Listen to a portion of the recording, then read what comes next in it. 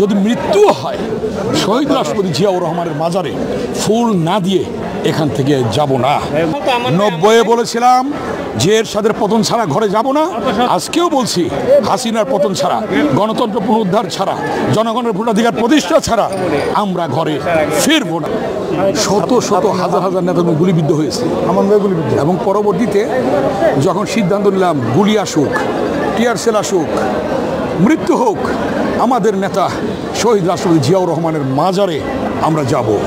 সেই সিদ্ধান্ত নিয়ে মাত্র 10-15 জন আমরা এগোচ্ছিলাম, এর মধ্যে আমাদের উপর গুলি চালানো হয়েছে। আমার পিঠে, মাথায় অনেক গুলি, অসংখ্য গুলি। এখন সেই গুলি নিয়েই আমি কাতরাতে কাতরাতে মাজারে এসেছি, আমার নেতার মাজারে। এবং আমাদের নেতা, আমাদের ঢাকা মহানগর দক্ষিণের আহ্বায়ক বীর মুক্তিযোদ্ধা আব্দুল সালাম এসেছেন, আমাদের সদস্য সচিব, যুবনেতা, রাজপথের সাহসী নেতা রফিকুল আলম মজনু এসেছে এবং আমাদের অনেক নেতাকর্মীরা এখানে এসেছেন এবং আমাদের মহাসচিব আসবেন, স্থায়ী কমিটির নেতৃবৃন্দ আসবেন। আমরা কিন্তু ফুল দিয়ে যাব, কিন্তু যদি মৃত্যু হয় শহীদ রাষ্ট্রপতি জিয়াউর রহমানের মাজারে ফুল না দিয়ে এখান থেকে যাব না।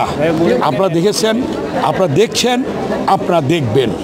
যদি গণতন্ত্র পুনরুদ্ধারের জন্যে, জনগণের ভোটাধিকার প্রতিষ্ঠার জন্যে, মহান স্বাধীনতার ঘোষক, বহুদলীয় গণতন্ত্রের প্রবক্তা শহীদ রাষ্ট্রপতি জিয়াউর রহমানের মাজারে আসার জন্যে এবং সেই গণতন্ত্র পুনরুদ্ধারের জন্যে, জনগণের ভোটাধিকার প্রতিষ্ঠার জন্যে আমরা এসেছি, আমরা আসব। হয়তো একদিন আমাদের পাশে লেখা থাকবে শহীদ, সেই শহীদ হলেও আমরা আমাদের চূড়ান্ত লক্ষ্যে ইনশাল্লাহ পৌঁছব। হয়তো আমি মৃত্যুবরণ করতে পারি, আব্দুল সালাম মৃত্যুবরণ করতে পারে, আমিনুল হক মৃত্যুবরণ করতে পারে, রফিকুল আলম মজনু মৃত্যুবরণ করতে পারে, কিন্তু বাংলাদেশের মানুষকে নিয়ে বিএনপি এবং তারা এগিয়ে যাবে। এবং বিএনপির চেয়ারপারসন দেশনেত্রী বেগম খালেদা জিয়া অসুস্থ, গ্রেফতার অবস্থায় রয়েছেন। আজকে বিএনপির ভারপ্রাপ্ত চেয়ারম্যান দেশনায়ক তারেক রহমান আজকে বিদেশি নির্বাসনে রয়েছেন। সেই বিএনপি দেশনেত্রী বেগম খালেদা জিয়া চেয়ারপারসন এবং বিএনপির ভারপ্রাপ্ত চেয়ারম্যান দেশনায়ক তারেক রহমানের নির্দেশে গণতন্ত্র পুনরুদ্ধারের জন্যে, জনগণের ভোটাধিকার প্রতিষ্ঠার জন্যে প্রয়োজন বোধে শহীদ হব, কিন্তু রাজপথ থেকে যাব না। 90-এ বলেছিলাম যে এরশাদের পতন ছাড়া ঘরে যাব না, আজকেও বলছি হাসিনার পতন ছাড়া, গণতন্ত্র পুনরুদ্ধার ছাড়া, জনগণের ভোটাধিকার প্রতিষ্ঠা ছাড়া আমরা ঘরে ফিরব না। এটাই আমাদের শপথ। আহত হয়েছে প্রায় শত শত আহত হয়েছে, অসংখ্য, অগণিত। এটা গণায় এখনো আমরা নির্ধারণ করতে পারিনি। এবং আমাদের নেতাকর্মীরা অসংখ্য গুলিবিদ্ধ হয়েছে।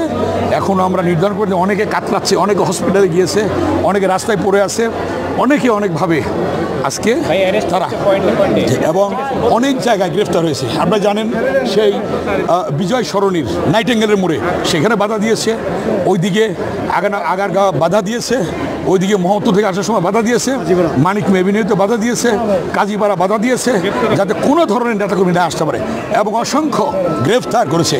আমরা এই সরকারের, অগণতান্ত্রিক সরকার, অবৈধ সরকার, অনৈতিক সরকারের এই ধরনের ন্যাক্কারজনক কর্মকাণ্ডের আমরা ঘৃণা জানাই, প্রতিবাদ জানাই এবং অবিলম্বে অবৈধ সরকারকে বলবো পদত্যাগ করে জনগণের প্রত্যাশা অনুযায়ী জনগণের ভোটাধিকার প্রতিষ্ঠা করুন, নির্দলীয় নিরপেক্ষ সরকার